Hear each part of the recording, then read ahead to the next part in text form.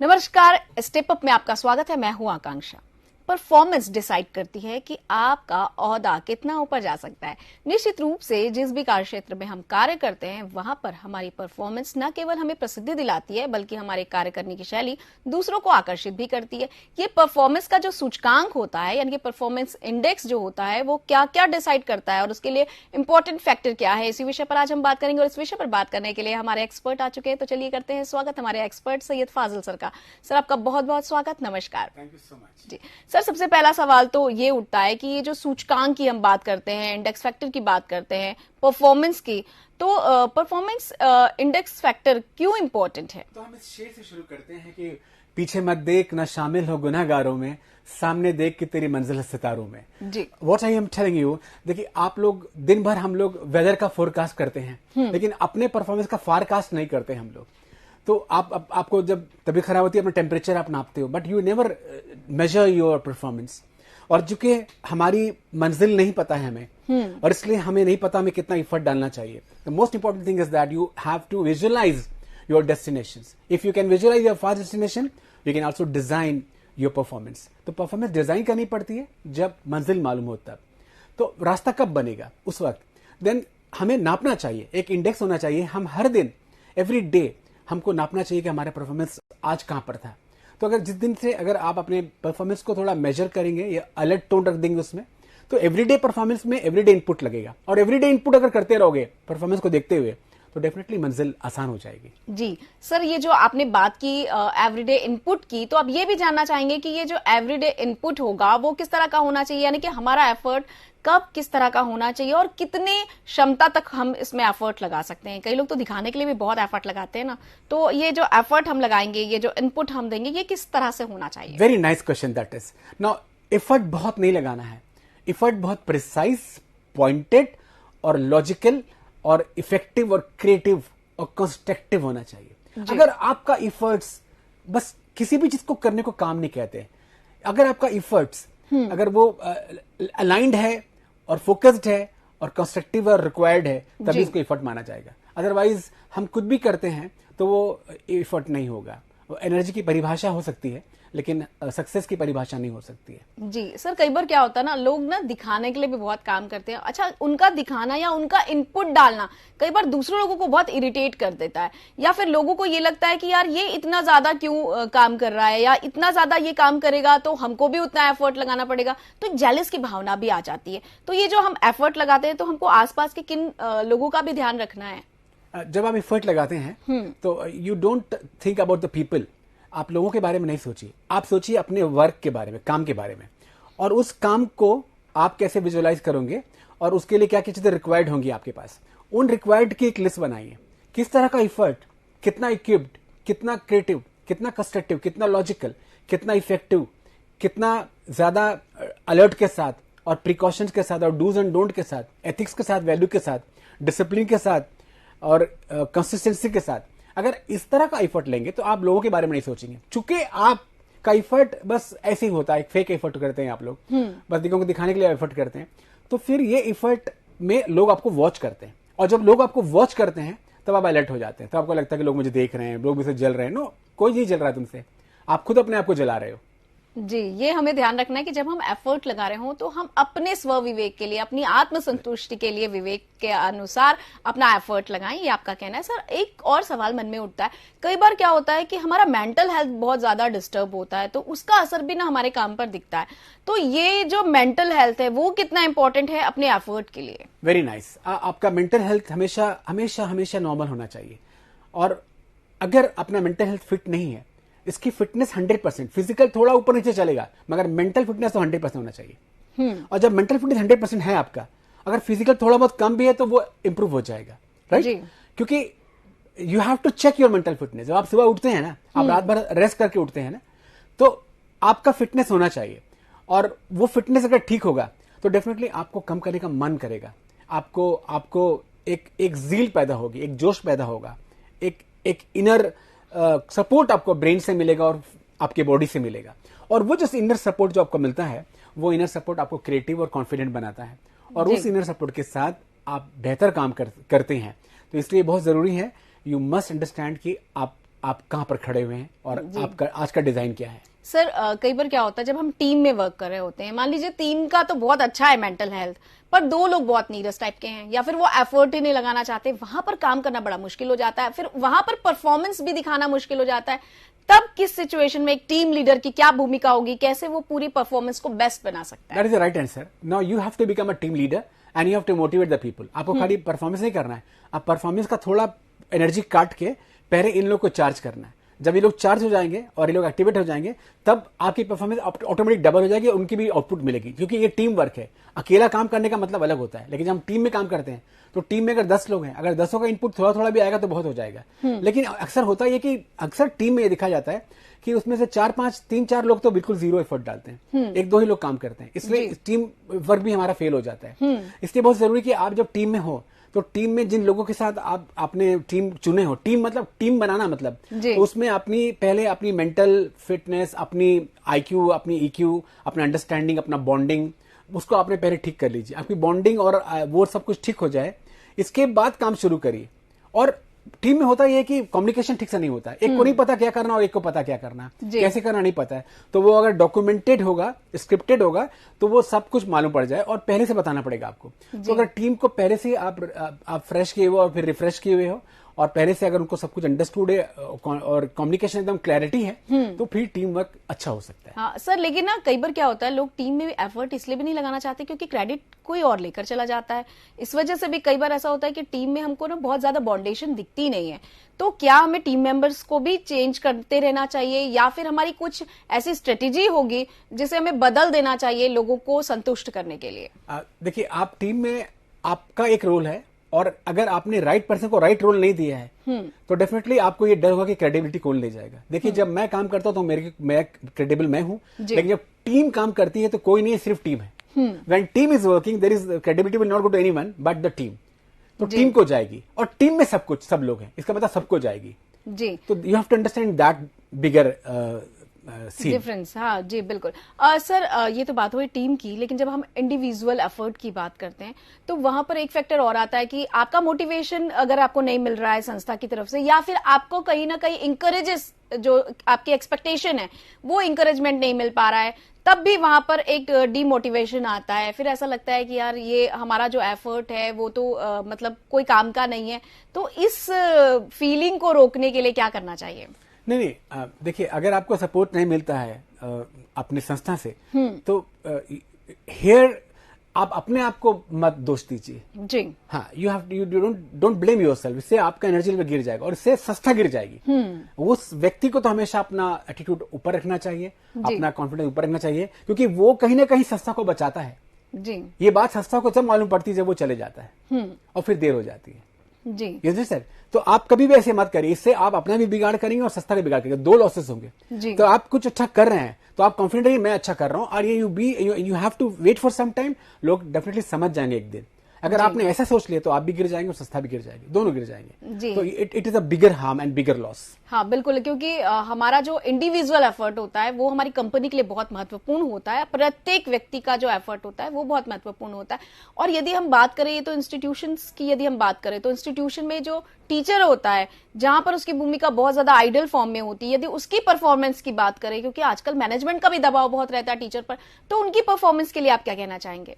देखिए, मैनेजमेंट को दबाव नहीं डालना चाहिए, उनको ट्रेनिंग करना चाहिए। मैनेजमेंट का वही सबसे खराब वर्ड है कि वो प्रेशर डालते हैं। तो प्रेशर डालने से क्या होगा बताइए? तो प्रेशर डालने से कुछ नहीं होगा, it is always a loss. Pressure से कभी किसी का क्रिएटिव एक्शन आप निकाल नहीं पाएंगे। तो आपको मैनेजमेंट को ये समझना कि मैनेजमेंट को ये समझना कि दे हैव टू अंडरस्टैंड कि दीज पीपल, जो लोग सामने खड़े हैं, उनकी पोटेंशियल्स को डिटेक्ट करना है और डिटेक्ट करके उसको ट्रेंड करना है, क्वालिफाइड करना है उनके एक्शन को, और उनको एक तरह का बॉन्डिंग बनाना है, उसको रिवॉर्ड करना है, और तब उनकी पोटेंशियल्स आपके संस्था के लिए काम में आएगी। अच्छा सर, कुछ लोग क्या करते हैं ना, मूड के अकॉर्डिंग काम करते हैं। मतलब क्रिएटिव फील्ड की यदि हम बात करें वहां तो सब कुछ मूड का कमाल होता है। तो यदि मूड के आधार पर कोई अपना एफर्ट लगाता है तो ऐसे लोगों को काम करने के लिए अपना मूड कैसे क्रिएट करना चाहिए? राइट, कुछ आर्टिस्ट ऐसे होते हैं, सिंगर्स होते हैं या पोएट होते हैं, राइटर्स होते हैं, ये मूड पर काम करते हैं। लेकिन इनको ना मूड कैसा होता है? मूड एटमॉस्फेयर से बनता है। अगर आपको लगता है कि कोई आर्टिस्ट है आपके पास और उस आर्टिस्ट से आप काम कराना चाह रहे हैं तो उसको काम में बताइए। You have to desired mood आपको क्रिएट करना पड़ेगा, और वो वातावरण में क्रिएट कर सकते हैं आप। और जब वो वातावरण में वो मूड क्रिएट होगा तब वो तभी करेगा। बाकी सबको तो इनपुट आउटपुट है, लेकिन आर्टिस्ट का काम क्योंकि बहुत क्रिएटिव काम होता है, इसलिए जब चाहे तब वो नहीं कर पाएगा, और करेगा भी तो उतना अच्छा नहीं कर पाएगा। तो आर्टिस्ट को एक टाइम हमें देना चाहिए, या फिर हमें वो एनवायरनमेंट क्रिएट करना चाहिए, और उसके लिए हमें इनपुट करना पड़ेगा, हमें कुछ खर्च करना पड़ेगा, हमें कुछ रिसोर्सेज जोड़ने पड़ेंगे। अगर आप चाहते हैं कि वो व्यक्ति इस वक्त ये काम करे, देन वो खाली काम आपका ऑर्डर कभी नहीं लेगा, वो ऑर्डर डिसऑर्डर हो जाएगा। तो दैट इज वेरी इंपॉर्टेंट कि आपको उसका एनवायरनमेंट डेवलप करना पड़ेगा, और अगर एनवायरनमेंट डेवलप कर दिया तो वो मूड कभी भी आ सकता है। जी।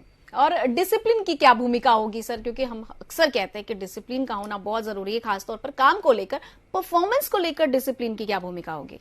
देखिए, मैं एक बच्चे के हिसाब से बताता हूँ कि एक मान लीजिए बच्चा ठीक नहीं कर रहा है एग्जाम में, मैं उससे ये रिक्वेस्ट करूंगा कि आज सिर्फ और सिर्फ 1 मिनट पढ़े, कल 2 मिनट पढ़े, परसों 3 मिनट पढ़े, फिर 4 मिनट पढ़े, और फिर 5 मिनट पढ़े, बस। और 5 मिनट को कुछ दिन तक पढ़ते रहे। इतना सा काम करिए, छोटा सा स्पैन ढूंढिए, उस स्पैन से एडिक्ट हो जाइए। जैसा कोई आदमी शराब पीता है या सिगरेट पीता है, तो वो एक सिगरेट पीता है या थोड़ी सी शराब पीता है, और एक दिन वो एडिक्ट हो जाता है क्योंकि उसको बार बार करता है। तो ऐसा काम कुछ करिए, जैसे कोई स्टूडेंट है तो, या कोई व्यक्ति है जो कुछ काम करना चाह रहा है, तो उसका एडिक्शन कैसे पैदा करेंगे? एडिक्शन इस तरह पैदा करेंगे कि उस काम को, उतनी मात्रा के काम को रोज रोज करिए। जब आप रोज उस काम को करते हैं तो आप एडिक्ट हो जाते हैं, और उसके बाद फिर वो मात्रा अपने आप बढ़ती। देखिए, हर सिगरेट पीने वाला 1 से शुरू करता है, 2 पैकेट में खत्म करता है। इस तरह से पीने वाले भी लोग ज्यादा पी लेते हैं। तो शुरू तो कहां से किया? कम से किया था ना, क्योंकि वो कम बार बार एक्टिविटी किया। तो consistency is the key to this. जी, पर हमको रॉन्ग चीज के लिए मोटिवेट नहीं करना है, गलत आदतों को मोटिवेट नहीं करना है, बल्कि सही आदतों को मोटिवेट करना है। जैसे रेगुलरिटी की बात आपने की सर, कि लगातार वो काम करता रहे, यानी कि पहले वो 1 मिनट पढ़े, फिर 2 मिनट, अगर 5 मिनट तक उसकी पढ़ाई में उसका ध्यान लग रहा है, उसके बाद वो 5 मिनट तक पढ़ता रहे। तो जब हम इस तरह की रेगुलरिटी की बात करते हैं सर, कई बार ऐसा होता है ना कि ऊब सी लगने लगती है एक ही तरह का काम करने से। तो ये जो ऊब ना आए, या फिर हमको उसको और ज्यादा एंटरटेनिंग बनाना है, तो हम खुद से क्या प्रयास कर सकते हैं? तो पहले रिफ्रेशिंग बनाइए, फिर एंटरटेनिंग बनेगा। जब तक वो रिफ्रेशिंग नहीं होगा तो एंटरटेनिंग नहीं बनेगा। तो पहले एक्शन रिफ्रेशिंग होगा, और फिर एंटरटेनिंग होगा, और इसके बाद सीरियस होगा। तो आप क्या करिए, आप जगह बदलिए, व्यक्ति बदलिए, अपनी साथ में जो कंपेनियन है उनको बदलिए, स्टाइल ऑफ वर्क बदलिए, एक्शन स्टाइल बदलिए, और इसके बाद क्रिएटिव, थोड़ा उसमें क्रिएटिव डालिए, अच्छा खाना खाइए, अच्छा सोचिए, प्लान करिए, और परसीव करिए, और परसेप्शन करिए, और विजुअलाइज करिए। तब देखिए आपको बोर्डम नहीं आएगा। जी, आपने बोर्डम से बचने का तरीका बता दिया सर। कई बार ऐसा होता है ना कि कंपटीशन की भावना भी कई बार हमें मोटिवेट करती है हमारी परफॉर्मेंस सुधारने के लिए। तो ये कंपटीशन होना कितना जरूरी है? Very nice. जरूरी तो है, लेकिन देखिए, आप अगर पैशनेट हैं तो आपको कॉम्पिटिटर नहीं चाहिए। आप जब पैशनेट नहीं होते हैं तब आपको कॉम्पिटिटर चाहिए होता है। You understand? तो आप अगर बहुत पैशनेट है, अपना पैशन डेवलप करिए, बल्कि ना कि कंपटीशन डेवलप करिए। मैं कहूंगा अपना पैशन डेवलप करिए। हो सकता है कि जिस आदमी से आप कंपटीशन कर रहे हैं वो आपसे बहुत छोटा है जी, और चूंकि आप उससे कंपटीशन कर रहे हैं, मान लीजिए वो 60% ला रहा है, तो आप 65 लाके बहुत खुश हो जाएंगे, जबकि आपका एनर्जी आप 95 के होंगे। इसलिए मुझे कंपटीशन नहीं करने बोल रहा हूं, मैं बोल रहा हूं पैशन डेवलप करिए। जितना पैशन डेवलप करेंगे आपको कोई भी तरह का कंपटीशन जरूरत नहीं पड़ेगी। बिकॉज हम कोई एक्शन जब करते हैं तो हम कोई दूसरा कर रहा है इसलिए नहीं करते हैं, वो तो तब करते थे हम जब हम बंदर थे। हम बंदर से इंसान बन चुके हैं। ये आदत हमारी तब की है, ये हैबिट तब की है। हमें अगर कोई कंपटीशन अगर हमें मोटिवेट कर रहा है, इसका मतलब अभी भी हम बंदर, हम इंसान नहीं बने। हम इंसानों को, हमें कोई चीज हम कॉपी कट पेस्ट नहीं करेंगे। हम इसलिए करेंगे क्योंकि हम जानते हैं, हम मानते हैं, हम करते हैं, हम सोचते हैं, हम सुनते हैं, हमें अच्छा लगता है, हमें खुशी मिलती है, हमें मोटिवेशन मिलता है, हम इंप्रूव करते हैं, हम बदल सकते हैं दुनिया। बस इसीलिए करिए। Just do anything to change the world. जी सर, कुछ तो करना पड़ेगा पृथ्वी को बदलने के लिए, ये तो आपने बता दिया। पर कई बार ऐसा होता है ना कि हम एक दूसरे की तुलना भी करने लग जाते हैं परफॉर्मेंस को लेकर, कि इसने ऐसा किया, इसने ऐसा किया। तो ये जो तुलना होती है, ये बेस्ट तरीका है या नहीं है लोगों का इनपुट निकालने का? नहीं, मुझे नहीं लगता कि कंपैरिजन नहीं करना चाहिए। आपको एक काम करना चाहिए, आपको हमेशा अगर कंपेयर करेंगे तो उसका कॉम्पिटिटर आप है। तो दो चीज जानिए, सामने वाला कितना पढ़ रहा है, मैं कितना कर रहा हूं, ऐसा मत देखिए। मेरी क्षमता कितनी और मैं कितना कर रहा हूं।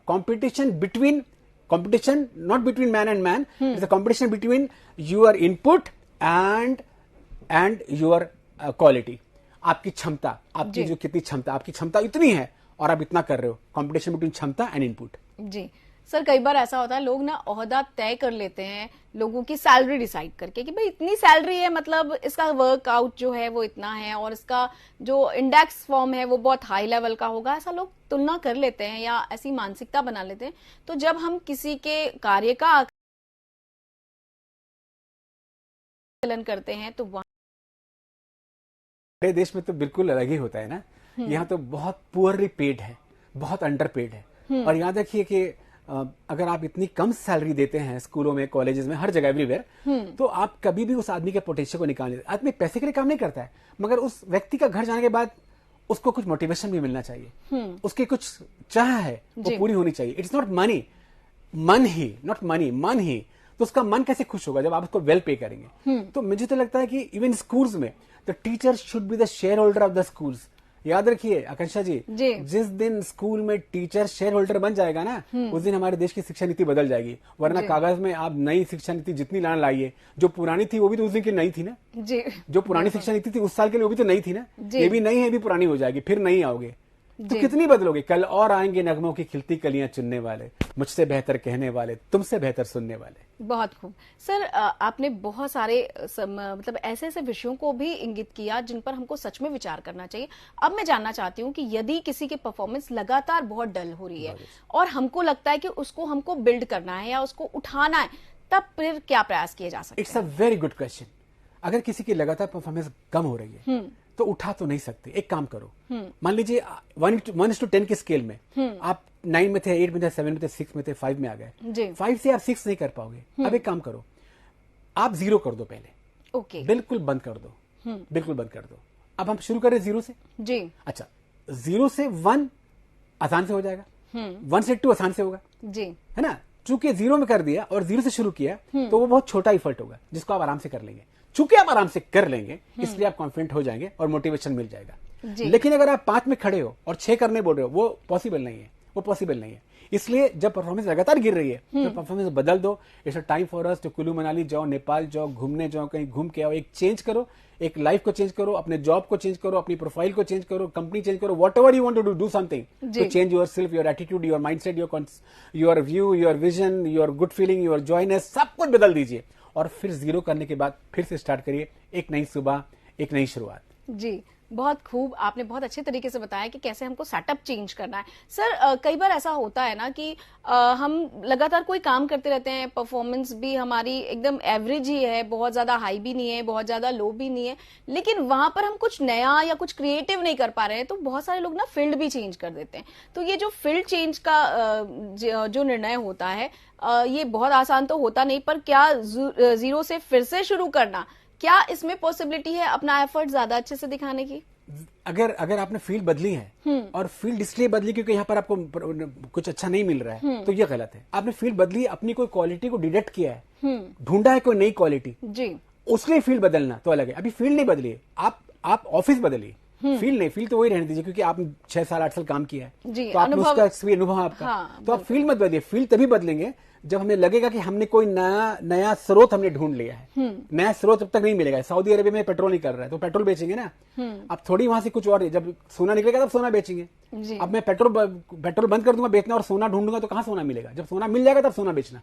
तो unless you find a new skill, don't change your field. जी सर, कई बार हमने देखा है बहुत सारे इंजीनियर्स पढ़ाई तो इंजीनियरिंग की करते हैं लेकिन करते कुछ और ही काम है, क्योंकि उन्हें ये लगता है कि दबाव की वजह से उन्होंने पढ़ाई तो कर ली पर वो उनका फील्ड ऑफ इंटरेस्ट नहीं था, फिर वो अपना फील्ड चेंज कर देते हैं। तो ये जो प्रेशर बनाते हैं ना पेरेंट्स, या फिर कहीं ना कहीं वो फ्रेंड सर्कल से जो दबाव महसूस करते हैं, वो कहीं ना कहीं प्रेशर डालते हैं और ये उनके परफॉर्मेंस में भी दिखता है। तो जब हमको ऐसा आभास हो जाए कि हमारी परफॉर्मेंस वैसी नहीं जा रही जैसे हमारा एफर्ट है, तब हमें क्या करना चाहिए? देखिए यहाँ गलती कहां पर हुई है, पेरेंट्स से भी बच्चों से भी। आपने हमेशा स्कोप देखकर जॉब ढूंढा है, स्कोप देख के जॉब ढूंढा है, स्किल देख के जॉब नहीं ढूंढा है। अगर वो इंजीनियर स्किल देख के जॉब ढूंढा होता है तो वो छोड़ता नहीं। देखिए रवि साहब, लता जी, दिलीप कुमार, है ना, देवानंद, इन्होंने अपनी फील्ड तो नहीं बदली ना। अमिताभ बच्चन फील्ड नहीं बदली ना। क्यों? कि उन्होंने अपनी स्किल देख के चुना, स्कोप देख के नहीं चुना। स्कोप तो बाद में मिला उन्हें, लेकिन जो आदमी को लगता है कि हाँ इस फील्ड में बहुत पैसा है और आप चले गए, आपका स्किल नहीं था और आप अब जाके बोर हो रहे, आप परफॉर्म नहीं कर पा रहे, तो अब आपने फील्ड बदलना चाह रहे हो। तो सबसे बड़ी गलती पेरेंट्स से रिक्वेस्ट करेंगे हम लोग कि आप कभी भी स्कोप देख के बच्चे को किसी में आप भेजिए, अपनी बच्चे का स्किल देखिए। अगर स्किल है तो स्कोप तो क्रिएट कर लेगा, बना लेगा, यहाँ नहीं तो कहीं और चला जाएगा, खुद का कर लेगा, अपना बना लेगा। He will do something of his own. तो don't worry about this. Always think कि आपकी स्किल क्या है. जी. और सर अब बात करेंगे स्टेज परफॉर्मेंस की. जब हम परफॉर्म करने जाने वाले होते हैं, बहुत सारे लोग ना जाने से पहले बहुत नर्वस होते हैं, तो वो नर्वसनेस कैसे कम की जाए? जब आप स्टेज पर जाते हैं तो उस स्टेज पर आप आ जाते हैं कि अब नर्वसनेस एक्सेप्टेबल नहीं है. Okay. याद है कि स्टेज माने stage, what stage? That's the final stage. जी. तो when you climbing stage, that is the final stage. उस स्टेज में कोई भी स्टेट ऑफ माइंड नहीं बदलना चाहिए. तो जो आपको जो पहली लाइन बोलनी है या जो पहला डायलॉग है, बस उसको याद रखिए और क्राउड के साथ कम्युनिकेट मत करिए, क्योंकि अगर क्राउड आपको रिस्पॉन्स नहीं करेगा तो आप फिर डिप्रेशन में आ जाएंगे. तो उसमें आपको करना है कि स्टेज फ्रेंडली बनिए. स्टेज फ्रेंडली बनेंगे तो आपका स्टेट ऑफ माइंड बदलेगा नहीं. आप ऊपर चढ़ेंगे, क्राउड के साथ आंख मत मिलाइएगा. आंख मिलाएंगे तो हो सकता है कि आपको अगर रिस्पॉन्स नहीं मिलेगा तो आप नर्वस हो जाएंगे. तो इसलिए बहुत जरूरी है कि आप खाली जो पहली लाइन आपको बोलनी है, बस जो स्टेज में आप चढ़ेंगे तो फर्स्ट लाइन को अपने दिमाग में रखिएगा और जाइएगा, माइक पकड़ेगा, पहले हंसिएगा, कुछ गुड मॉर्निंग बोलिएगा, एक वेलकम वो करिएगा, साइन दीजिएगा और फिर अपनी पहली सेंटेंस. अगर आप पहला वाक्य बोल दिए तो वो सारी फाइलें अपने आप खुल जाएगी. वरना फिर अगर ऐसा होगा तो फिर आप देखेंगे कि आपको ये फाइलें अटकने चालू हो जाएगी. आपको डेटा जो है, आपका डेटा का जो सप्लाई है उसमें एरर आ जाएगा. जी सर, कई बार ऐसा होता है जो सवाल हमारे दर्शकों की तरफ से भी आते हैं कि जब हमारी परफॉर्मेंस कोई खराब हो जाती है ना, तो हमारा जो कॉन्फिडेंस लेवल है वो बहुत गिर जाता है. फिर बाद में फिर से अपने आप को कॉन्फिडेंट करने में बड़ी दिक्कत होती है. तो यदि पिछला परफॉर्मेंस बहुत खराब रहा है और हमें एक नए परफॉर्मेंस की तैयारी करनी है, तो अपने आप को हम किस तरह से तैयार करें और नए परफॉर्मेंस में हमारा एफर्ट किस तरह का होना चाहिए? पिछला परफॉर्मेंस शब्द बहुत बड़ा हो गया. अगर इसको याद करेंगे तो आप आगे भी कुछ नहीं कर पाएंगे. पिछले परफॉर्मेंस सिर्फ वो चीज, जैसा अगर आपके दांत में दर्द है, बस ना, पूरे बॉडी में तो नहीं है ना, दांत कितना होगा, तो खाली दांत का दर्द का याद करेंगे हम लोग. तो अगर पिछला परफॉर्मेंस में क्या चीज दर्द था, वो क्या पेन था, वो क्या प्रॉब्लम था, वो क्या एरर था, अगर आपने उस एरर को डिटेक्ट कर लिया और उसका सॉल्यूशन निकाल लिया है, तो आप पिछला परफॉर्मेंस के बारे में ये सोचिए, हाँ ये परफॉर्मेंस मेरा ठीक था, अब ठीक हो गया ना, अब तो खराब नहीं था ना, अब तो ठीक हो गया. लेकिन अगर अपनी मेमोरी अगर आप शार्प है, अगर आप वो याद रखेंगे परफॉर्मेंस फेलियर था, तो नए परफॉर्मेंस के साथ भी वही फेलियर का वर्ड जुड़ जाएगा और इसलिए ये भी खराब हो जाएगा. तो आपको सबसे पहले ब्रेन को फॉरगेट करना है कि कुछ बुरा हुआ था, क्योंकि जो बुरा हुआ था तो आपने पैच कर लिया, आपने ठीक कर लिया है. जैसे मुझे भूख लग रही थी तो मैंने कुछ खा लिया, अब आप बोलोगे मुझे भूख है नहीं बोलेंगे, आप खत्म हो गया भूख ना, खत्म, आपने खा लिया. तो दैट इज वाई जो आपने परफॉर्मेंस किया और उसमें फेलियर आई थी, फेलियर को आपने डिटेक्ट किया और फेलियर को आपने ठीक कर लिया, तो आप मत बोलना कि ये परफॉर्मेंस फेलियर था. आप दोबारा बार सोचना, अब ऐसा मौका मिलेगा तो मैं अच्छा कर पाऊंगा और फिर एक नए टारगेट को आप प्लान करिए. जी, ये आपने बहुत अच्छा सुझाव दिया कि किस तरह से हमें अपने पूरी लिस्ट से इस फेलियर को हटा देना है. सर, अब चलते चलते हम जानना चाहेंगे कि अपनी परफॉर्मेंस इंडेक्स को हाईलाइट करने के लिए हमारा एफर्ट क्या होना चाहिए? आप देखिए, आप हम लोग रोज वेदर फोरकास्ट सुनते हैं, हम बुखार नापते हैं, हम सब चीज नापते हैं, पैसा नापते हैं, बैंक में कितना पहले बजे नापते हैं, हर चीज हम नापते हैं, रोटी कितनी खाई नापते हैं, पानी कितना पियो, आधा गिलास पानी, 2 कप चाय, सब कुछ नापते हैं, परफॉर्मेंस नहीं नापते आप. तो प्लीज आप क्या चाहते हैं कि अप्रेजल हो ऑफिस में, 1 साल के बाद मालूम पड़ेगा आपका क्या परफॉर्मेंस है? नहीं. एवरी सेकेंड एवरी मिनट का जो परफॉर्मेंस है आपका, वो आपको मोटिवेट करते रहना चाहिए. आपको मालूम चाहिए कि अभी आपने क्या किया है. टाइम मत देखिए, आप ये देखिए कि आपका action. Don't count your life with your time, count your life with your action. अपने एक्शन से जुड़िए. आपने इतना काम कर लिया, हाँ तो 12 बज गए होंगे, इतना काम कर लिया तो हम 2 बज गए होंगे. तो अगर अपने कामों को आप टाइम हटा दीजिए, एक्शन क्लॉक बनाइए, action clock, no time clock, there is action clock. मैंने इतना सारी ड्राफ्टिंग कर ली, मैंने 2 बज गया होगा. ये अभी 3 जैसे माँ बोलती ना, मेरा चावल बन गया, मैंने अभी 12 बज गया होगा. तो एक्शन के साथ अगर आप एक्शन क्लॉक लेके चलेंगे लाइफ में, तो डेफिनेटली वो इंडेक्स बन जाएगा आपके एक्शन इंडेक्स का, और ये अगर आप ठीक कर लेंगे तो जिंदगी में काफी बड़ा बदलाव आप में आएगा. जी, बहुत बहुत शुक्रिया इस जानकारी के लिए. और दोस्तों, हम आशा करते हैं कि स्टेप अप में जो कि हमने आज आपको जानकारी दी है परफॉर्मेंस इंडेक्स को बढ़ाने की, उसे आप अपने जीवन में जरूर अमल पर लाएंगे. निश्चित रूप से जैसा कि हमारे एक्सपर्ट ने आपको बताया है, इसे आप आजमाएंगे भी और परफॉर्मेंस को अपना बेटर भी बनाएंगे. किसी और विषय के साथ होगी मुलाकात, तब तक कीजिए थोड़ी सी प्रतीक्षा, थोड़ा सा इंतजार. नमस्कार.